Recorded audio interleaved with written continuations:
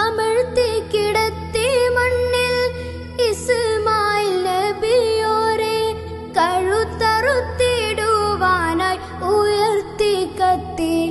ഉടനെ കർത്താവിൻ മറുപടി അതു വിടുത്തി. വിടുത്തിയതിൻ്റെ ബദൽ ബലിയർപ്പണം ചെയ്യാൻ കൊടുത്തു ഒരാട്ടിൻകുട്ടി ഖലീലുള്ളാക്ക്. വേഗം ആടിനെ അറുത്തി ഇബ്രാഹിമിൻ ഹക്ക്.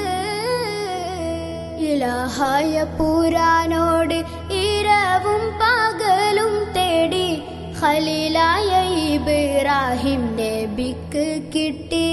മകനാം ഇസ്മായിൽ നബി എന്ന കനകക്കട്ടി.